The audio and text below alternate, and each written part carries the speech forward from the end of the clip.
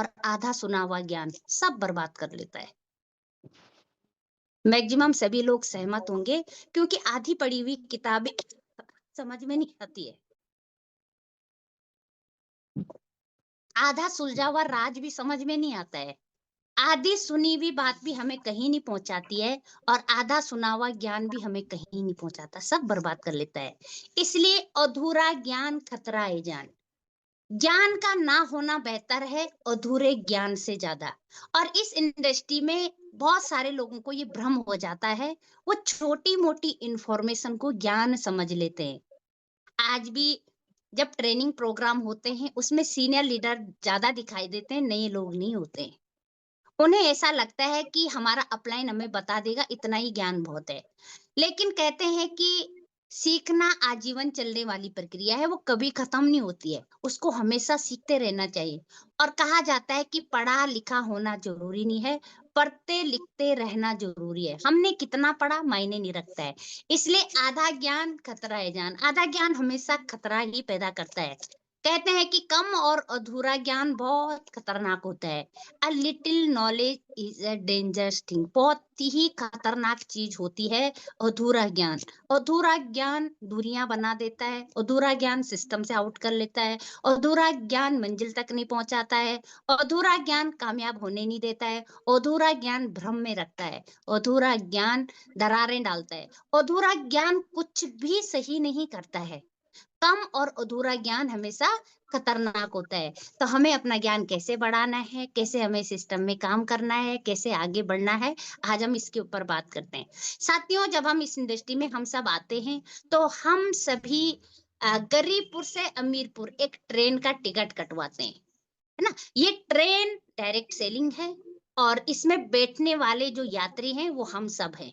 हम सब जब यहाँ ज्वाइनिंग लगाते हैं तो ये मान के चलो कि हम एक टिकट कटवाते हैं। तो कई बार क्या होता है कि कई लोगों को तो अमीरपुर जाने का सही रास्ता मिल जाता है, लेकिन कई लोग छोटे छोटे स्टेशनों पे उतर जाते हैं। जैसे आपने ट्रेन देखी होगी, आपको कोई यहाँ से वेस्ट बंगाल जाना है, लेकिन कोई व्यक्ति दिल्ली में उतर जाएगा तो वो वेस्ट बंगाल कभी नहीं पहुंच पाएगा। तो हमें यही समझना कि गरीबपुर से और अमीरपुर की इस यात्रा में हम कहाँ उतर जाते हैं, हम क्या गलती कर लेते हैं, ऐसा क्या होता है कि हम अमीरपुर पहुंचते ही नहीं है। तो साथियों, लगभग 25% लोग तो ऐसे होते हैं जो कभी इस ट्रेन में चढ़े ही नहीं होते। 25% लोग टिकट खरीदते हैं लेकिन कभी भी इस ट्रेन में चढ़ते ही नहीं है। मतलब आप ये मान के चलो, वो यहाँ आईडी तो लगा देते हैं, उन्होंने बिजनेस को कभी सीरियस ही नहीं लिया है, वो यहाँ के काम को सीरियस ही नहीं लेते हैं, वो सीरियस होके काम नहीं करते हैं। उनको लगता है हमने आईडी लगा दी, अब तो यहाँ काम अपने आप चलेगा, हमें तो कुछ करना ही नहीं पड़ेगा। और कई बार उनकी अपलाइन भी कह देती है कि आईडी लगा लो, बस हो जाएगा। देखो, फ्री में कुछ भी नहीं होता है, अपने आप कुछ भी नहीं होता है, हादसों के अलावा अपने आप कुछ भी नहीं होता है, करना पड़ता है, हर चीज करके होती है। तो कई बार क्या होता है कि ऐसे ही लगता है किसी को कि हमने ट्रेन का टिकट कटवा लिया है और अब ये ट्रेन मेरे पापा जी की हो गई, बस मंजिल तक हम पहुंच जाएंगे। ऐसा बिल्कुल नहीं होता है। ट्रेन में अगर हम चढ़े हैं तो मंजिल तक जाने के लिए हमें सब्र करना है, तभी हम गरीबपुर से अमीरपुर जाएंगे। साथियों, अगर आपको यह पता हो कि सही ट्रेन कौन सी है, तो गलत ट्रेन 50 खड़ी होगी, आप गलत ट्रेन में कभी नहीं चढ़ोगे। आप मानते होंगे ना इस चीज को। कई बार क्या होता है, कहा जाता है कि अगर आपको किसी को ये बताना है कि हमारा आरसीएम अभियान बहुत ही बेहतर है, भविष्य की यहाँ पे बेहतर तैयारियां हो रही है, इसके लिए एक सही नॉलेज का होना बहुत जरूरी है। अगर सही नॉलेज नहीं होगा, गलत ट्रेन में चले जाएंगे। मान लो कोई ट्रेन साउथ की तरफ जा रही है, केरला जा रही है, और हमें वेस्ट बंगाल जाना है, और हम साउथ की ट्रेन में बैठ जाएंगे, क्या हम केरल पहुंचेंगे? कभी नहीं पहुंचेंगे, क्योंकि हम ट्रेन ही गलत पकड़ चुके हैं। तो वैसे कई लोगों को एक सही प्लेटफॉर्म नहीं मिलता है, इसलिए उनको सही जानकारी नहीं मिलती है, कभी कभी हम गलती से गलत ट्रेन में भी चढ़ जाते हैं, इसलिए हम मंजिल तक कभी पहुंचते ही नहीं है। और बस उनकी गलत धारणा होती है कि ट्रेन कभी अपने डेस्टिनेशन तक नहीं पहुंचती है, ट्रेन कभी मंजिल तक नहीं पहुंचाती है। इसलिए इस इंडस्ट्री में अगर बड़ा काम करना है तो सबसे पहले जानकारी रखनी बहुत जरूरी है। फिर आपको 50 लोग नेगेटिव बातें बोले, 50 लोग आपको कुछ भी बोले, तो आप गलत ट्रेन पकड़ोगे ही नहीं। अगर आपको पता है कि ये ट्रेन केरला जाएगी तो आप उसी ट्रेन में बैठोगे। इसलिए सही जानकारी का होना बहुत जरूरी है। लगभग 25% लोग ऐसे होते हैं जो कभी ट्रेन में चढ़े ही नहीं है, और जो ट्रेन में चढ़ भी जाते हैं उनमें से बहुत सारे लोग गलत ट्रेन में चढ़ जाते हैं, इसलिए अमीरपुर नहीं पहुंच पाते हैं। तो साथियों, गरीबपुर से अमीरपुर में जो पहला स्टेशन आता है, गरीबपुर और Amirpur. Garibpur in the sense, जब हम इस सिस्टम में नई नई ज्वाइनिंग लगाते हैं, हमें इस सिस्टम का कोई पता नहीं होता है। हम चाहते हैं हम कामयाब हो, हम चाहते हैं हम मंजिल तक पहुंचे, हम चाहते हैं कि हमारा भी बड़ा नाम हो, हम चाहते हैं हमारे पास भी एक पैसिव इनकम आए, हम चाहते हैं हमारी भी बड़ी टीम हो, बड़ा नाम हो, सिक्योरिटी हो, पैसा हो, हमें भी मान सम्मान मिले, हमें भी आजादी मिले, टाइम की, पैसों की, सिक्योरिटी की, हर चीज की आजादी हम चाहते हैं। लेकिन आजादी कहाँ से मिलेगी? आजादी तब मिलेगी जब हम मंजिल तक पहुंच जाएंगे। पहला स्टेशन आता है भयनगर। भयनगर से आपको लग रहा होगा किस बात का डर। देखो, बहुत सारे साथी जब इस इंडस्ट्री में आते हैं वो सीखते नहीं है।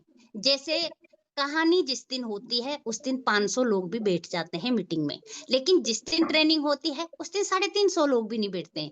कारण क्या है? कोई सीखना नहीं चाहता है, सीखना नहीं चाहते हैं।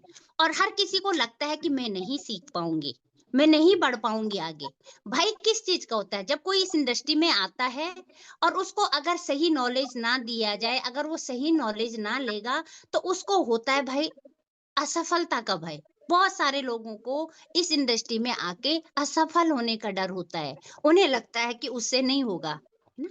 यहाँ पे भी बहुत सारे साथी बैठे होंगे जिन्हें लगता होगा कि नहीं, 50,000 की इनकम पे तो वो कभी नहीं पहुंच पाएंगे।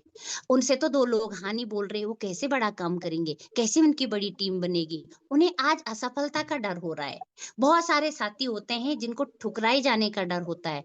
उन्हें डर होता है जब वो किसी के पास प्लान बताएंगे, किसी को इस इंडस्ट्री की जानकारी देंगे, कहीं उनकी बेइज्जती ना हो जाए, कहीं उनको लोग ठुकरा ना दे, कहीं लोग उनको ना बोल दें।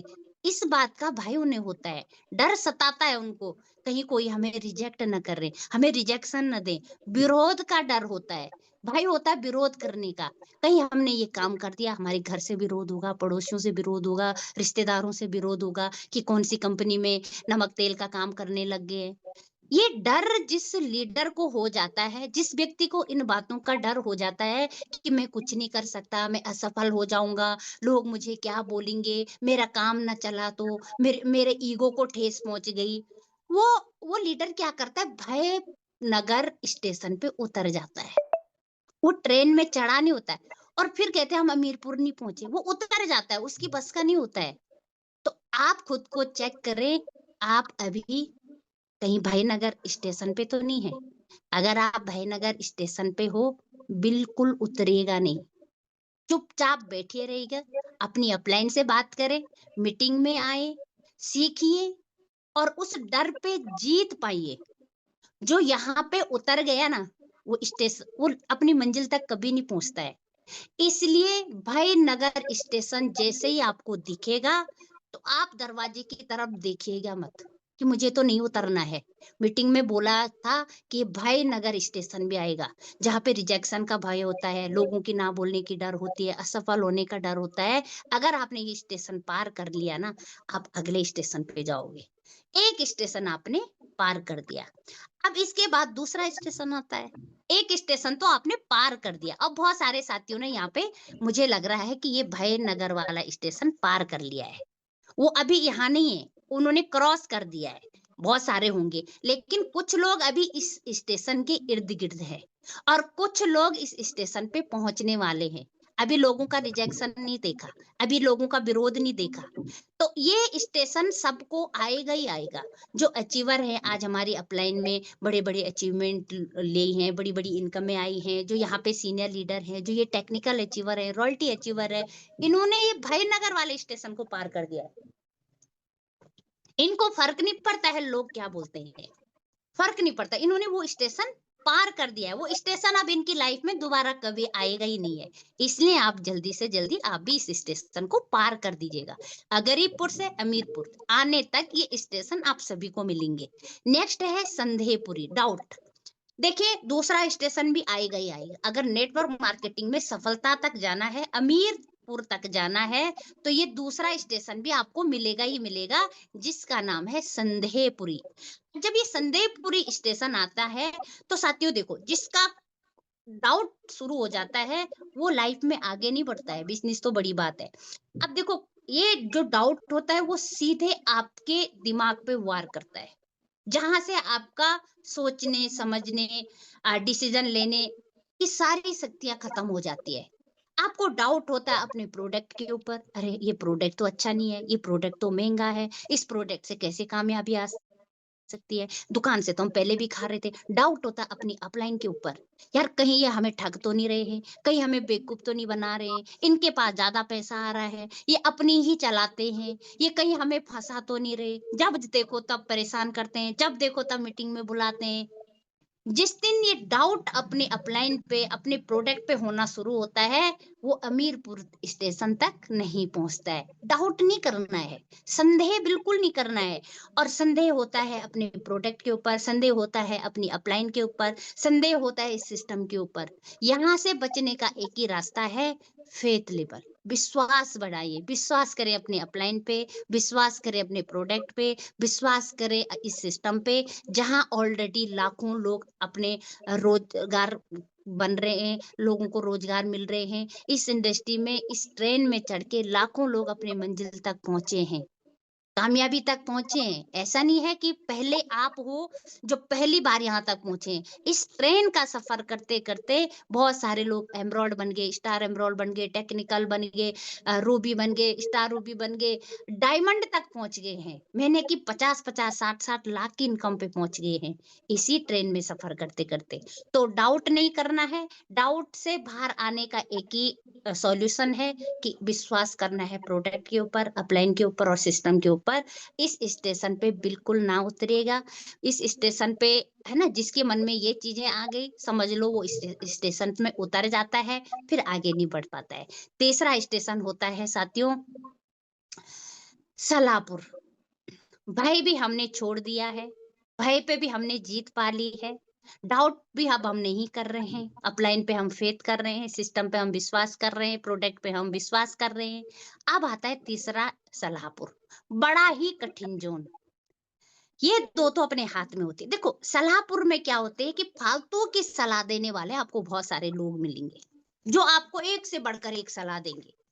भैया के भैया कहते हैं ना, कई बार मीटिंग में कई सारी मंत्राएँ मिलेगी, कई सारी केकई मिलेगी, है ना?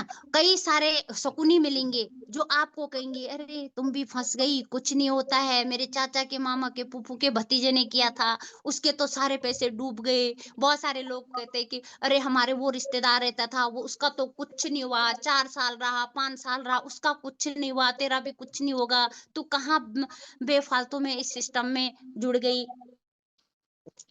आपको इन सलाहकारों की सलाह नहीं लेनी है। अगर आप इस स्टेशन पे पहुँचोगे, पहुँचोगे। इस स्टेशन पे पहुँचने के अलावा हमारे पास कोई रास्ता नहीं है।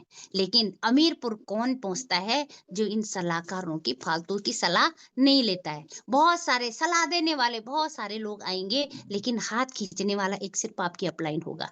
है ना? आपकी अपलाइन यहाँ एक्सपर्ट होती है। वो सलाहकार एक्सपर्ट नहीं होते हैं। सब्जी वाला सलाह दे देता है, डॉक्टर सलाह दे देता है, सारे डिपार्टमेंट वाले यहाँ की सलाह दे देते हैं। हम नहीं देते हैं किसी को डॉक्टरी की सलाह। अरे तुम्हें तो पेट दर्द में ऐसी वाली दवाई देनी चाहिए थी। अरे सब्जी वाले ने ये वाली सब्जी इतने की देनी चाहिए थी। नहीं देते हैं हम सलाह। लेकिन नेटवर्क मार्केटिंग में हर कोई सलाह देते। हर किसी को ये बताइएगा कि हमें सलाह नहीं चाहिए, हमें सपोर्ट चाहिए, हमें मदद चाहिए, हमें साथ चाहिए। जब भी आपको कोई सलाह देगा, आपने यही कहना है, सलाह नहीं चाहिए, साथ चाहिए। सलाह नहीं चाहिए, मदद चाहिए। सलाह नहीं चाहिए, सपोर्ट चाहिए। क्या तैयार हो? फिर देखना, आप इस स्टेशन पे आप रुकोगे ही नहीं। जिसने दूसरों की सलाह मानी, खासकर उन लोगों की जो लोग नेटवर्क मार्केटिंग नहीं करते हैं, जिनको इनके एबीसीडी नहीं आते हैं, जो यहाँ के नालायक हैं, जो यहाँ के भगोड़े हैं, जो यहाँ के डरपोक हैं, जो यहाँ के फेलियर हैं, अगर आप उनकी सलाह लेंगे, तो कहाँ पहुँचेंगे? जहाँ वो पहुँच रखे हैं, यहाँ उनकी सलाह लें जो यहाँ के एक्सपर्ट हैं। सलाह देने वाले बहुत सारे लोग मिलते हैं, लेकिन वो खुद भी कहीं नहीं पहुँचते हैं, आपको भी कहीं नहीं पहुँचाएँगे। और लेकिन इस स्टेशन पे अगर आपने खुद को सँभाल दिया, अपनी अपलाइन का साथ लिया, अपनी अपलाइन के साथ मिलके काम किया, आपने अपनी अपलाइन पे विश्वास किया, अपलाइन की सलाह ली, तो इस स्टेशन पे आपके उतरने के चांस बहुत ज़्यादा है, बहुत कम है। बहुत सारे साथी सलाहपुर स्टेशन पे उतर जाते हैं और कहते हैं ना कि कई और मंथरा जैसे लोगों की सलाह लेंगे, शकुनी की सलाह लेंगे तो हमेशा महाभारत और रामायण ही होगी। यकीन रखिए, यकीन रखिए, यहाँ एक्सपर्ट की सलाह लें। वो हमेशा आपको आगे का रास्ता बताएँगे। तो इस सलाहपुर स्टेशन पे बिल्कुल ना उतरिएगा, बच के रहिएगा। याद रखिएगा कि जैसे-जैसे ये स्टेशन आएँगे, आपको उतरना नहीं है, आपको आगे बढ़ना है। इसके बाद जो स्टेशन आता है, उस स्टेशन का नाम है आलसपुर। बहुत सारे साथी भाईपुर को भी पार कर लेते हैं। कई संदेहपुर को भी पार कर देते हैं, सलापुर को भी पार कर लेते हैं, लेकिन अब आता है आलसपुर। ये इन 3 चीज़ों पे तो विजय प्राप्त कर लेते हैं, लेकिन जब ये आलसपुर आता है ना, बहुत सारे लोग इस कम्फर्ट ज़ोन में चले जाते हैं, नहीं अब तो मैंने बहुत कुछ सीख लिया है, मेरे को डर भी नहीं है, मेरे को डाउट नहीं है, मैं अब लोगों की राय ले नहीं रहा हूँ, अब मैं राय देने वाला बन गया हूँ, मैं तो बड़ा लीडर बन गया हूँ, अब मुझे किस बात की चिंता, अब मेरा चेक भी बनने लग गया है, मुझे 10-20 हज़ार की इनकम भी आने लग गई है, वो आलसपुर में चला जाता है। आलसपुर एक ऐसा स्टेशन है, जब कोई इस कम्फर्ट ज़ोन में जाता है, वो वहाँ फँस कर रह जाता है। वो यहाँ से आगे बढ़ ही नहीं पाता है।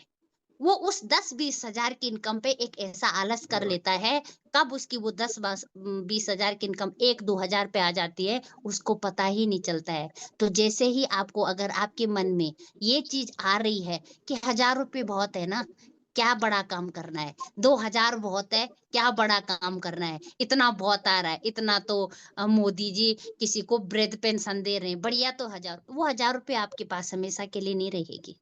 यकीन करिए हम इस इंडस्ट्री में 500 ₹1000 2000 के लिए नहीं आए हैं। यहाँ हम अपने सपनों को पूरा करने के लिए आए हैं। यहाँ हम बड़ा विजन को लेकर आए हैं। यहाँ हम अपने आने वाली पीढ़ी को एक बेहतर भविष्य देने आ रखे हैं।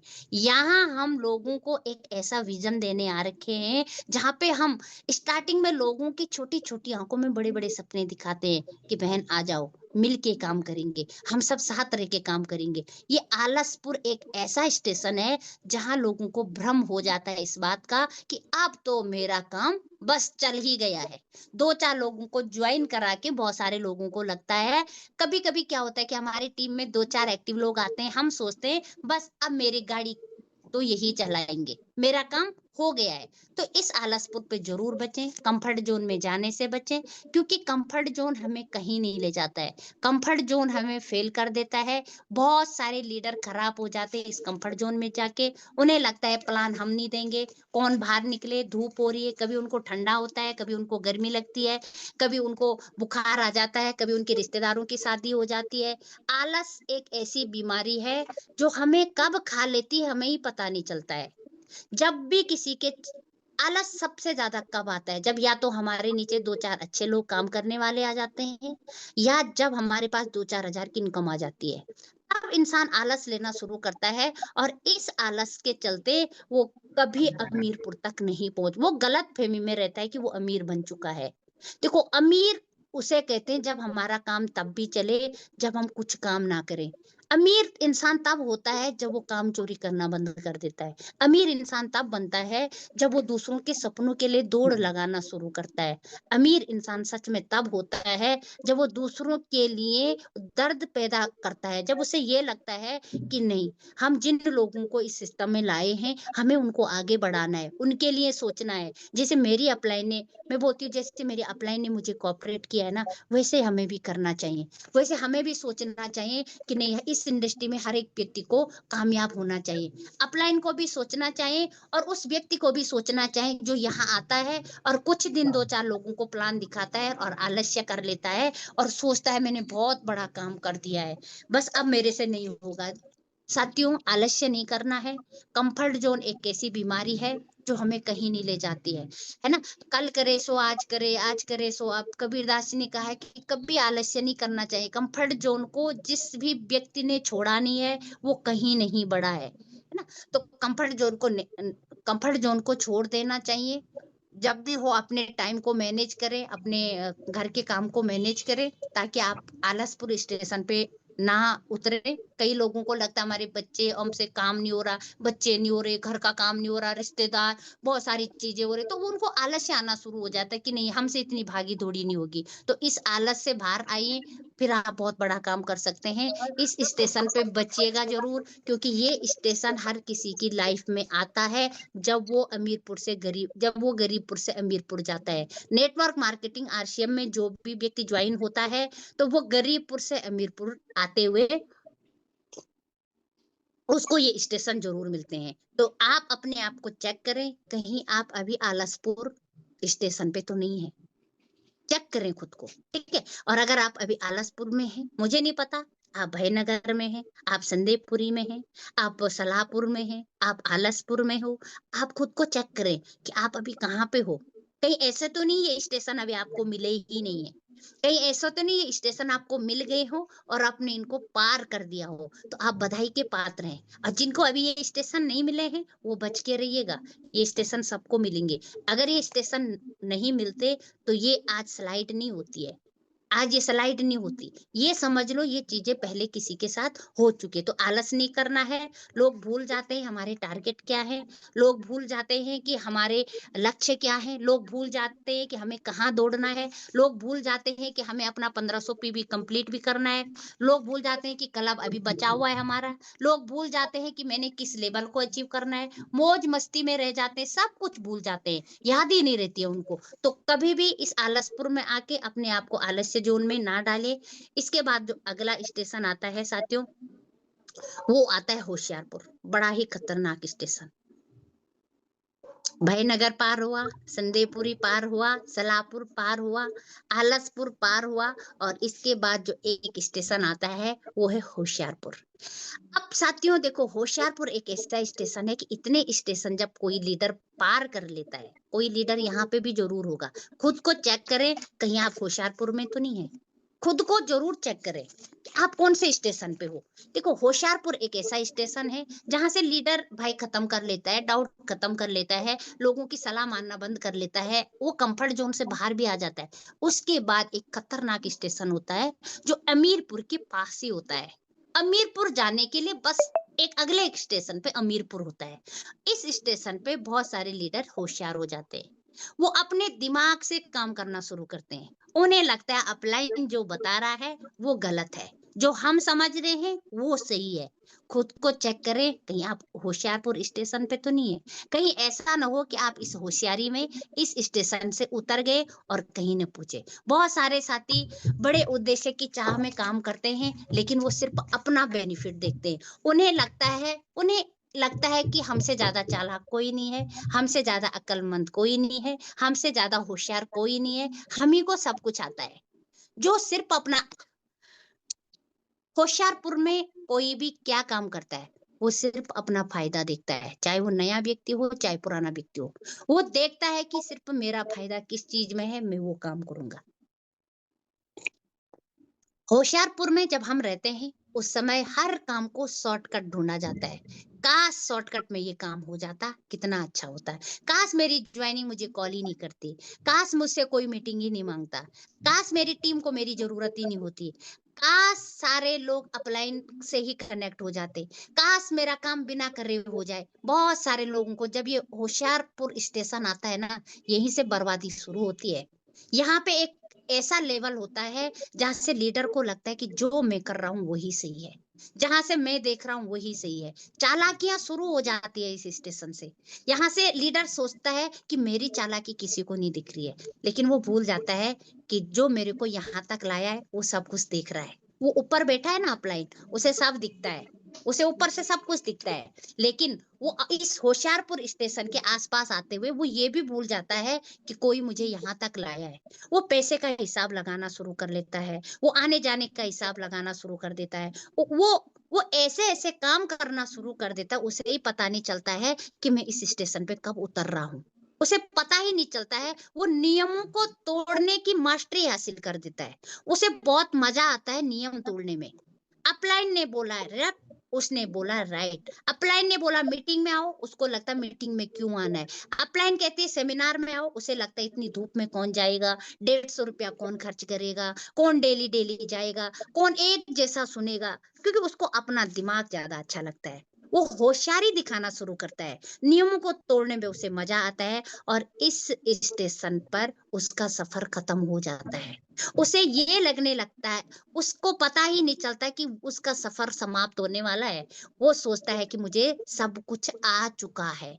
उसे भ्रम हो जाता है कि वो होशियार बन गया है। उसे लगता है कि वो टैलेंट बन गया है, वो ज़्यादा बुद्धिमान हो गया है। अब उसे सीखने की ज़रूरत नहीं है, बस उसे अब ऑर्डर देने की ज़रूरत है, उसको होशियारी दिखाने की ज़रूरत है। वो सोचता है कि मैं मीटिंग में ना आऊँ, मेरी टीम मीटिंग में आए, मैं काम ना करूँ, मेरी टीम काम करे, लोग मेरे लिए काम करें, मेरा अपलाइन मेरे लिए काम करे, मेरा लाइफ लाइन मेरे लिए काम करे, मैं अपना क्लब पूरा ना करूं, मेरी टीम के लोग क्लब पूरा करें। वो यहाँ से अपनी चलाना शुरू करता है।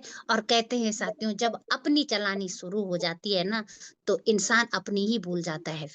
फिर वो वहां कभी नहीं पहुंचता है जो गरीबपुर से अमीरपुर का जाने का रास्ता होता है। इसीलिए मैं सभी से कहती हूँ, बहुत सारे साथी जब थोड़ा-सा बनने लगते हैं, थोड़ा उठने लगते हैं, थोड़ा कामयाबी पे पहुँचने लगते हैं, उन पे पंख लगने शुरू हो जाते हैं। वो भूल जाते हैं कि कहा जाता है ना, वशिष्ठ भैया कई बार कहते हैं कि अंधा जब एक लकड़ी के सहारे चलता है, जब उसकी आँखें सही हो जाती है ना, वो सबसे पहले उस लकड़ी को ही फेंक देता है। हम भूल जाते हैं कि जो हमें यहाँ तक लाया है, जब उसके नियम पहले सही थे, तो आज गलत कैसे हो सकते हैं? कैसे वो व्यक्ति हमारे बारे में बुरा सोच सकता है? कैसे वो हमको नीचे रख सकता है, जो हमें हमेशा ऊपर उठाने का प्रयास कर रहा है? तो इस होशियारपुर में जब नियम टूटने लगते हैं, अपनी चलानी लगती है, माई वे पे काम होने लगता है, सिस्टम पे विश्वास नहीं होता है, और अपने नियम ऐसे लगते हैं कि हमारे नियमों से ज़्यादा अच्छे रिजल्ट आएँगे, अपने पैटर्न बनने शुरू हो जाते हैं, अपनी मीटिंग शुरू हो जाती है, अपनी टीम को अपने तक रखने वाला सिस्टम बन जाता है, अपने आप अलग सा ज्ञान देना शुरू हो जाता है, सिस्टम ब्रेक हो जाता है, और यहीं से उसका पतन शुरू हो जाता है। ये गलती कभी ना करें, और इस स्टेशन पे उतरने के 100% चांस होते हैं उस लीडर के जो ऐसे काम करता है। तो याद रखें, इस सिस्टम में अगर बड़ा काम करना है, तो इस होशियारपुर में बिल्कुल सतर्क रहें, अलर्ट रहें, क्योंकि होशियारपुर एक ऐसा स्टेशन हो जाता है कि यहाँ पर अपलाइन भी कुछ नहीं बोलता है, क्योंकि वो लीडर बन जाता है। उसके पास पैसा आना शुरू हो जाता है, उसकी एक टीम होने लगती है, उसकी टीम थोड़ा बहुत होने लगती है, और उसे लगता है अब अपलाइन भी मुझे कुछ नहीं बोल सकती है। तो यही कारण होता है बहुत सारे लीडर 20, 30, 35, 40 हज़ार की इनकम पे आने के बाद भी कब डाउनफॉल हो जाता है उन्हें पता नहीं चलता है। तो इस होशियारपुर स्टेशन पे भी अपने आप को बचा के रखिए, अपनी अपलाइन के संपर्क में रहें, अपनी अपलाइन से बातचीत करें, और इस होशियारपुर स्टेशन पे ना उतरिएगा, क्योंकि इस होशियारपुर स्टेशन पे अगर आप उतर गए, तो आप अमीरपुर नहीं पहुँचेंगे। मैंने कहा था ना, इस होशियारपुर के जस्ट बाद अमीरपुर आता है। तो बस होशियारी नहीं दिखानी है, चालाकी नहीं दिखानी है, ये है गरीबपुर से अमीरपुर का सफ़र। आप जितने भी साथी यहाँ पे बैठे हैं, सभी को ये स्टेशन मिलेंगे, और इन स्टेशनों पे हमें कैसी-कैसी चीज़ें मिलती हैं, कैसे-कैसे माहौल मिलता है, कैसे-कैसे लोग मिलते हैं, और हमने कैसे-कैसे करके अपने आप को बचाना है, ये आपने आज सीखा होगा। तो बस फिर आपको कोई नहीं रोक सकता है गरीबपुर से अमीरपुर जाने के लिए। लास्ट में मैं एक क्वेश्चन आप लोगों से ज़रूर पूछना चाहूँगी, 10 मिनट अपने पास है। ध्यान से समझिएगा। मेरी स्क्रीन पे एबीसी 3 दोस्त हैं। मैंने नाम दिए हैं एबीसी, किसी का पर्टिकुलर नाम देना ठीक नहीं है। मिस्टर ए, मिस्टर बी और मिस्टर सी। सभी साथी ध्यान से देखिएगा। मैं पूछूंगी आप लोगों को, आप लोग ज़रूर बताना।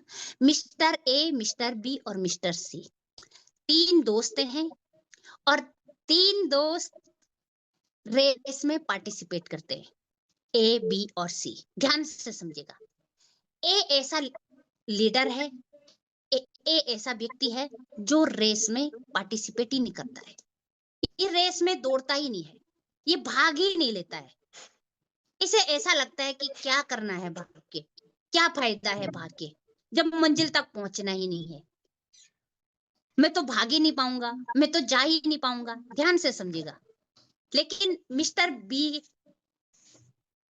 बी ऐसा लीडर है जो दौड़ता है, आधे रास्ते पहुंचता है, गिरता है, उठता है, थकता है, लोगों के ताने सुनता है और लोगों की तानों से हार मान के, लोगों का विरोध सह के, लोगों की ना सुन के, लोगों के डर से वापस आ जाता है। याद रखिएगा, मिस्टर ए रेस में भागा ही नहीं। मिस्टर बी कुछ लोगों के ताने सुन के, असफलता के डर से, आधे रास्ते थोड़ा कांटे, पत्थर, चट्टान, कठिनाई देख के वापस आ जाता है। तीसरा है मिस्टर सी। मिस्टर सी दौड़ता है, कई चैलेंज आते हैं, घर से विरोध आता है, बाहर से विरोध आता है, नाले मिलते हैं, नदियां मिलती हैं, पहाड़ मिलते हैं, पत्थर मिलते हैं, नुकीली झाड़ियां मिलती हैं, लेकिन वो बढ़ता जाता है, दौड़ता जाता है और मंजिल तक पहुंच के रहता है। अब आप मुझे ये बताइए, इन तीनों दोस्तों में ए, बी और सी, ए जो दौड़ा ही नहीं है, जो पहले ही हार मान गया है कि नहीं कुछ होना ही नहीं है, दौड़ना ही क्यों है। मिस्टर बी जो आधे रास्ते तक दौड़ा, कुछ लोगों की ना सुनी, कुछ लोगों के ताने सुने, आधा पत्थरों में चला, आधा कांटों में चला और आधे से हार मान के वापस आ गया। और मिस्टर सी जिसने बहुत सारी परिस्थितियों को झेला, बहुत सारा कष्ट सहा, पत्थरों पे गया, पहाड़ों पे गया, और कांटों पे चढ़ा, लेकिन लास्ट तक दौड़ता गया और लास्ट में मंजिल पे पहुंच गया। अब आप मुझे ये बताइए, सबसे ज्यादा नुकसान किसका हुआ और क्यों हुआ, मुझे कमेंट में बताएं। सबसे ज्यादा नुकसान किसका हुआ, मिस्टर ए का, मिस्टर बी का और मिस्टर सी का। जिसने ध्यान से सुना होगा उसको जरूर तुरंत रिप्लाई आएगा, जिसने ध्यान से नहीं सुना होगा उसको रिप्लाई नहीं आएगा कि सबसे ज्यादा नुकसान किसका हुआ है। मैं एक बार फिर बता देती हूँ, ए भागा ही नहीं असफलता के डर से, कांटे पत्थरों के डर से। बी दौड़ा, आधे रास्ते गया, कुछ लोगों का विरोध सहा, कुछ लोगों की नेगेटिविटी झेली, पत्थर मिले, कांटे मिले, खून आया, डर के मारे वापस आ गया। लेकिन सी मंजिल तक पहुंचा, जबकि उसको भी बीच में बहुत सारे कांटे मिले, पत्थर मिले, बहुत सारे घाव उस पे लगे, फिर भी वो। अब आपको ये बताना सबसे ज्यादा नुकसान किसका हुआ।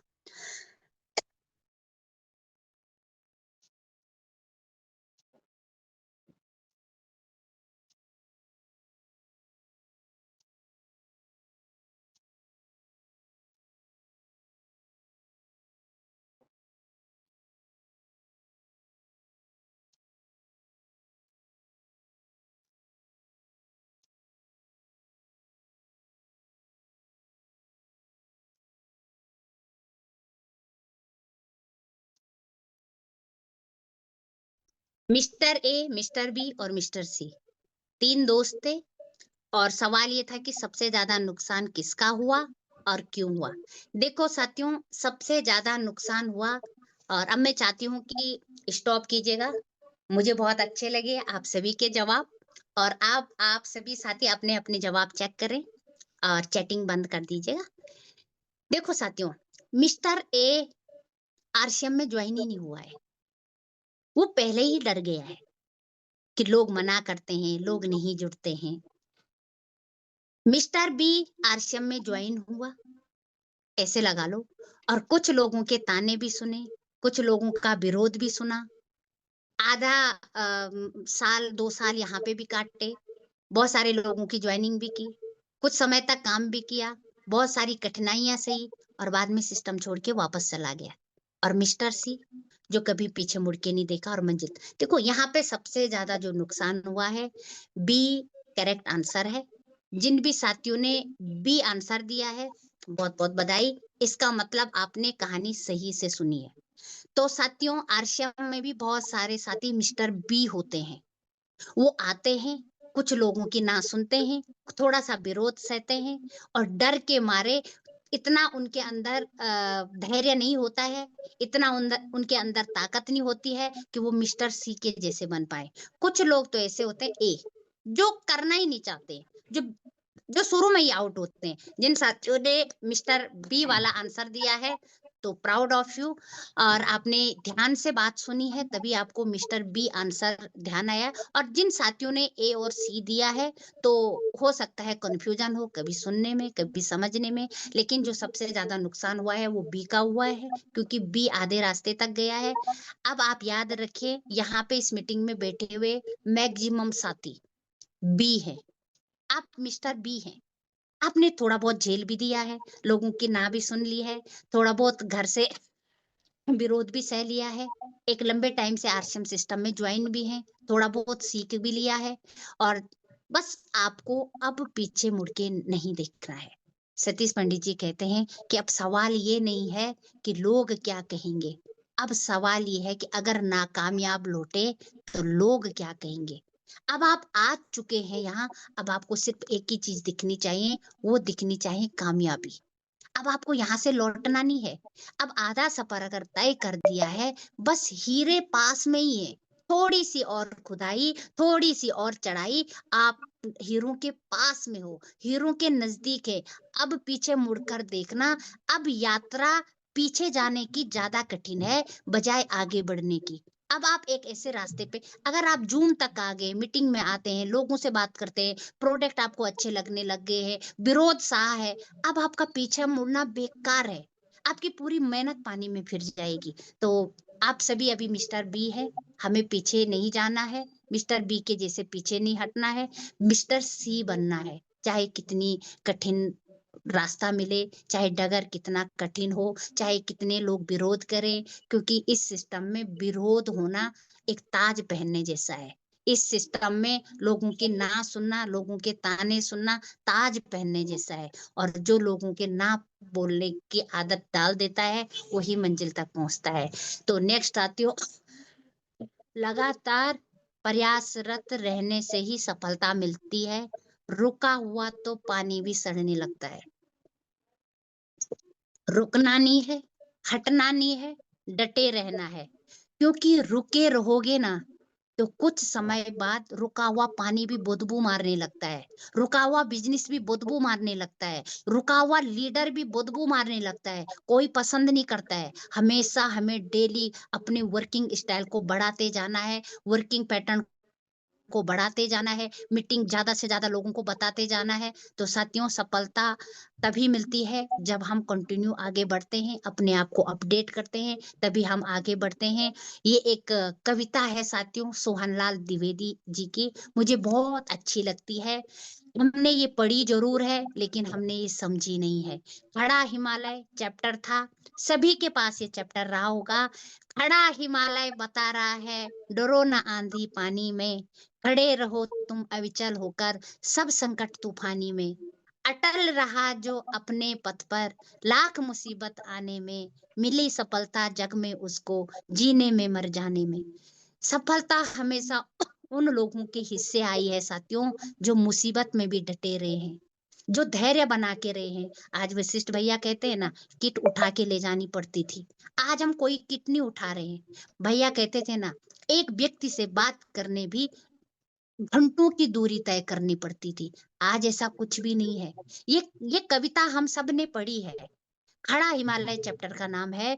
हमने बचपन में पढ़ी है, याद करी है कि खड़ा हिमालय बता रहा है, डरो ना आंधी पानी में। लेकिन आज हम दो लोगों की बातें सुनकर घर बैठ जाते हैं, जैसे ही कामयाबी के पास आते हैं घर बैठ जाते हैं, जैसे हमें थोड़ा सा उलझने लगती है हम डर के मारे बैठ जाते हैं। सब संकट तूफानी में, सारे संकट तूफान किसके बनेंगे, सारे संकट दूर किसके होंगे, जो अविचल होकर खड़ा रहेगा, जो डटा रहेगा, जो पहाड़ों को चीर के रास्ता बनाएगा, वो मंजिल तक जाएगा।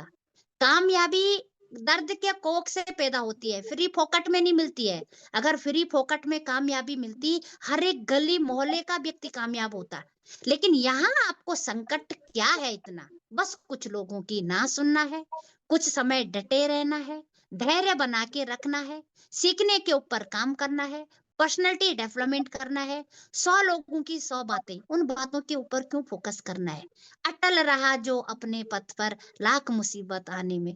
मुसीबतें तो आएगी आएगी, तूफान भी आएंगे, जलजले भी आएंगे, लेकिन कुछ उखड़ के गिर जाएंगे, कुछ खड़े रहेंगे। तूफान में होता है ना, बहुत सारा तूफान आता है, जिसकी जड़ें मजबूत होगी, जो जमीन से जुड़ा रहेगा, जो अपने आप को टिकाए रखेगा, वही तूफानों में नहीं उड़ेगा। अदरवाइज जिन पेड़ों की जड़ें मजबूत नहीं होती है, वो छोटे मोटे तूफान से उखड़ के साइड हो जाते हैं। तो लाख मुसीबत आने पे भी डटे रहना है, धैर्य बना के रखना है। दुनिया की कोई ताकत नहीं है जो हमें हिला सकती है। हम दिखने में जरूर कमजोर दिखे, लेकिन हमारे इरादे मजबूत होने चाहिए, हमारे मकसद बड़े होने चाहिए। हमें दुनिया में कोई ऐसा नहीं होना चाहिए जो हमारे अंदर की आग को कम कर सके। अपनी आग को बढ़ाइए, बढ़ाइए इस आग को। जब तक ये आग बढ़ती जाएगी, कामयाबी आपके पास आती जाएगी, और जितना आप इस आग को ठंडा करोगे, कामयाबी दूर जाती जाएगी। कहाँ आप कहते हैं ना, लोहा गर्म होगा तो तब लोहे की चोट मारनी है। क्यों इंतजार कर रहे हो किसी लोहे के गर्म होने का? चोट मारते रहो ना, मारते रहो उस लोहे को, चोट मार मार के गर्म करो, खुद ही आकार बन जाएगा। क्यों इंतजार कर रहे हो कि कोई लोहा गर्म मिले तब हम चोट मारे? चोट इतनी मारो कि वो लोहा मजबूर हो जाए गर्म होने के लिए। लोहा गर्म खुद करो, फिर देखना कामयाबी कैसी नहीं आती है। मिली सफलता जग में उसको, जीने में मर जाने में। साथियों, सफलता उसी को मिलती है जो डटा रहता है लाख मुसीबतों पे।